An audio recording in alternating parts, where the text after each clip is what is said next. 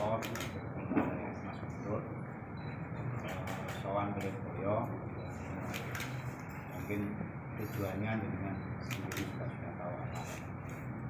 Terus tadi langsung dari yang bersangkutan sudah bertemu dan menyampaikan apa yang maksudnya dari Pak Eko.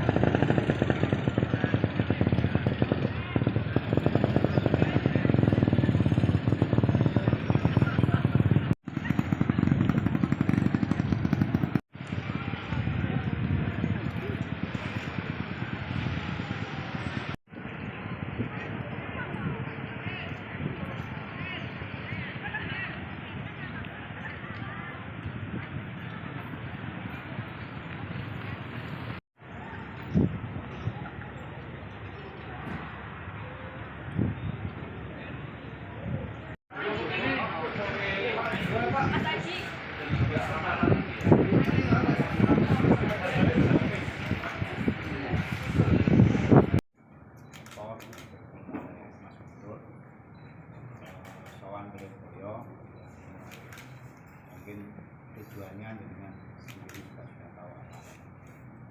Terus tadi langsung dari yang bersangkutan sudah bertemu dan menyampaikan apa yang maksudnya dari Pak Eko. Jangan panjang, langsung saja saya bacakan ya. 1. Pada hari ini, Kamis 15 September 2022, telah datang ke Pondok Pesantren Lirboyo, Saudara Eko Puntradi, untuk meminta maaf dan menyampaikan penyesalan atas unggahannya di Twitter dan Instagram yang berisikan cacian dan ujaran kebencian kepada salah satu Huriyah Pondok Pesantren Lirboyo, yaitu Mas Fatimah Zahra. 2. Saudara Eko Puntradi mengakui kesalahan dan kesilapannya pada unggahan tersebut, serta siap bertanggung jawab atas dampak yang ditimbulkan. Mas dan keluarga, serta siap menyampaikan permohonan maaf secara terbuka melalui media. 4. Ningki Mas atas petunjuk dari Mas saya Pondok Pesantren Lirboyo telah menerima permohonan maaf dari Saudara Eko Puntradi. 5. Pondok Pesantren Lirboyo meminta dan berharap pada Saudara Eko Puntradi menjadikan kasus ini sebagai pembelajaran untuk bijak dan santun dalam bermedia sosial di masa-masa mendatang. 6. Pondok Pesantren Lirboyo juga berharap pada Mas Eko Puntradi juga pada seluruh masyarakat luas agar media sosial tidak dijadikan sarana untuk menyampaikan ujaran kebencian dan caci maki, tapi justru digunakan untuk dakwah kebaikan dan menyampaikan informasi yang bermanfaat. Secara personal saya kedepannya mungkin seperti apa nih? kedepannya ya untuk introspeksi bagi kita semua, lebih berhati-hati lagi dalam bersikap, dalam bertindak.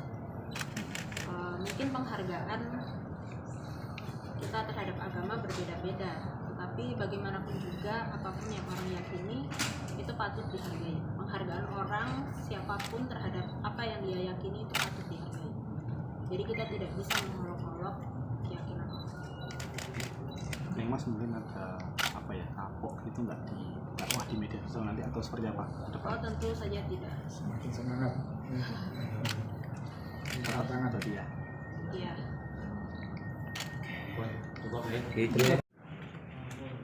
Jadi waktu saya mendapatkan info itu, setelah saya ngaji waktu masih di Mambolit di Kalimu malam Rabu ya.